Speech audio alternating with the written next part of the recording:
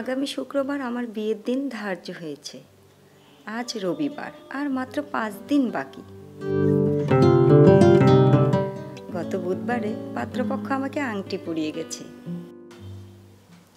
যার সাথে বিয়ে হচ্ছে তার নাম শাওন, প্রাইভেট ডেন্টাল কলেজ থেকে পাশ করেছে। শাওনের সাথে আমার কোনো সম্পর্ক নেই, পারিবারিকভাবেই বিয়ে হচ্ছে। আমার বান্ধবী সুমির জন্মদিনের অনুষ্ঠানে শাওনের সাথে আমার পরিচয় হয়। শাওন সুমির চাচাতো ভাই। প্রথম দেখাতেই শাওনকে আমার খুব ভালো লাগে। ওই অনুষ্ঠানে শাওনের বাবা মাও ছিলেন। ওনারা আমাকে দেখে পছন্দ করেন। পরে সুমির মায়ের মাধ্যমে আমাদের বাড়ি বিয়ের প্রস্তাব পাঠান। মা, তোর এই বিয়েতে কি দ্বিমত আছে? তোমার মতে আমার মত বাবা। যাক, আমরা এই ছেলেটাকে পেয়েও খুব খুশি হয়েছি, আর কেনাকাটা খুব তোড়জোড় চলছে, বুঝলি? তুমি খুশি হলেই আমরা খুশি।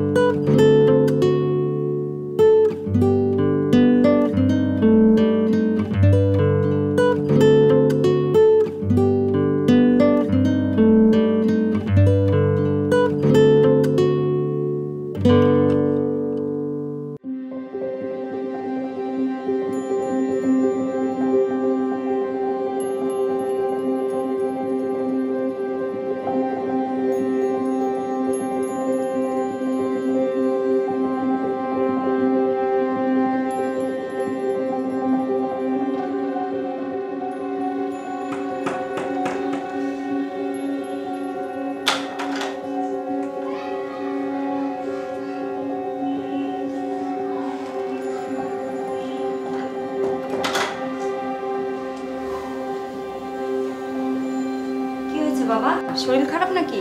না মা, শরীর খারাপ না। আচ্ছা, তুই এক কাজ কর, আমার জন্য 1 গ্লাস পানি নিয়ে আয়। আচ্ছা বাবা, আমি এক্ষুনি আনছি। আচ্ছা।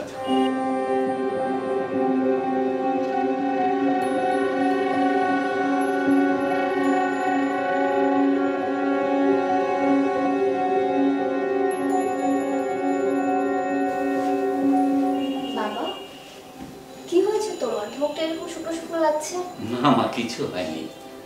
ওই শাওনের বাবা, আচ্ছা, বিআই সাহেব টেলিফোন করেছিল, বলল মেয়ের বিয়েতে তো সোনা গয়না ফার্নিচার তো দেবেনি, তাছাড়া টেলিভিশন, ফ্রিজ, ওয়াশিং মেশিন না দিয়ে বরং ওই টাকার পরিবর্তে আধুনিক যন্ত্রপাতি দিয়ে ছেলের ডেন্টাল ক্লিনিকে সাজিয়ে দিতে বলেছে।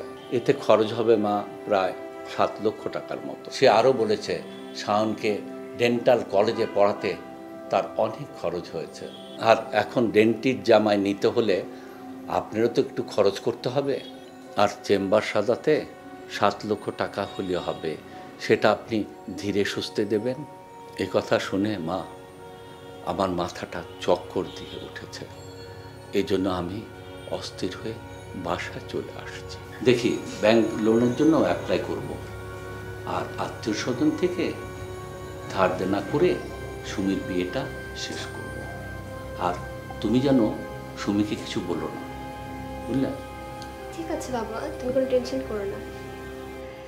বাবার কথা শুনে আমি হতবাক হয়ে গেলাম। আমার বাবা সারা জীবন আমাদের অন্যায়ের প্রতিবাদ করতে শিখিয়েছেন। সেই বাবা আমার সুখের জন্য অন্যায় মেনে নেবেন? সেটা তো আমি কিছুতেই মেনে নিতে পারি না। এঙ্গেজমেন্টের দিন শাওন ওনার ফোন নম্বর আমাকে দিয়ে বলেছিলেন সময় সুযোগ করে কল দিতে, কিন্তু লজ্জায় আমি কল করিনি। আজকে ফোন করলাম।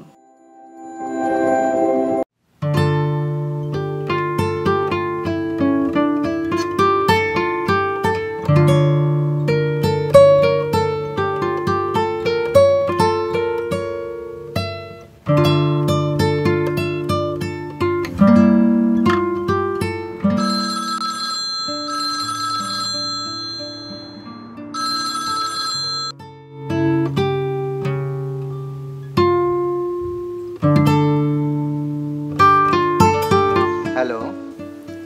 হ্যালো শাওন, আপনি কি আজকে আমার সাথে দেখা করতে পারবেন?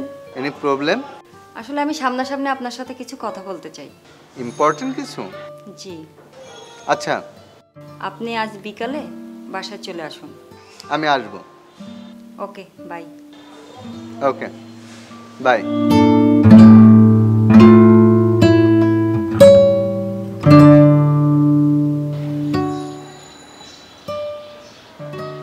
আপনার বাবা আমার বাবাকে ফোন দিয়ে আপনার চেম্বার সাজিয়ে দিতে বলেছেন। আপনি কি কিছু জানেন?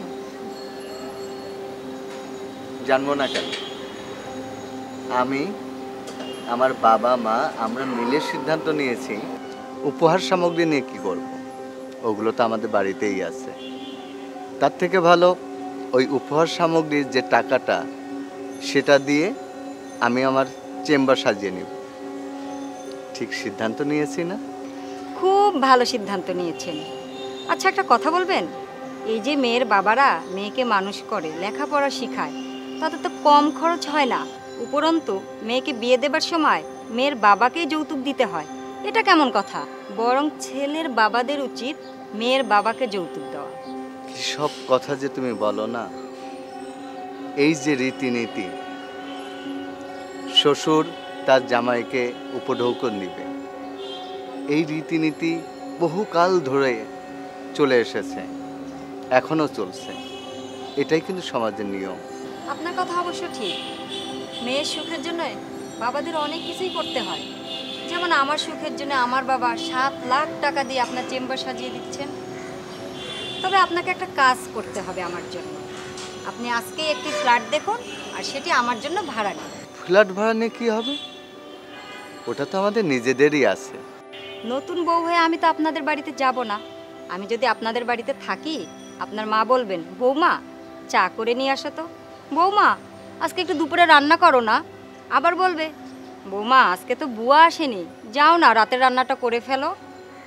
আমার সুখের জন্য আমার বাবা 7 লাখ টাকা দিয়ে আপনার চেম্বার সাজিয়ে দিবেন। আমি কেন আপনার মায়ের এত অর্ডার শুনবো? এগুলো তো আমি সহ্য করব না। আর আমার বাবা আপনাকে এত টাকা দিবেন আমার সুখের জন্যই তো। সেই টাকা দিয়ে আপনি আপনার মা বাবা ভাই বোনকে নিয়ে খাবেন? এটা তো হবে না। একটা ফ্ল্যাট নিন, সেটাতে আমি আর আপনি শুধু থাকবো। এখানে আপনার মা বাবা ভাই বোন কেউ থাকবে না। তোমার চেহারা দেখে আমি ভেবেছিলাম তুমি অনেক শান্ত স্বভাবের, নরম একটি মনের মেয়ে, কিন্তু এখন আমার সে ধারণা পাল্টাচ্ছে। তোমাকে নিয়ে আমাদেরকে নতুন করে ভাবতে হবে। নতুন করে আপনি কি ভাববেন? আপনাকে নিয়ে আমার ভাবা শেষ। এই যে আপনার আংটি, সারা জীবন আইবুড়ো থাকবো, তাও আপনাদের মতো লোভী ফ্যামিলির বউ হব না।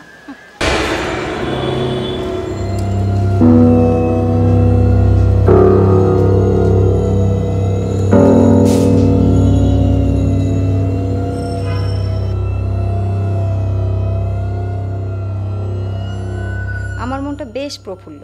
অন্তত একজনকে তো ফিরিয়ে দিতে পেরেছি, একজনকে তো শিক্ষা দিয়েছি। আমার মতো যদি অন্য মেয়েরাও যৌতুকের বিরুদ্ধে রুখে দাঁড়াতো, তাহলে সমাজ থেকে এই যৌতুক প্রথাটা হয়তো বা বিলীন হয়ে যেত।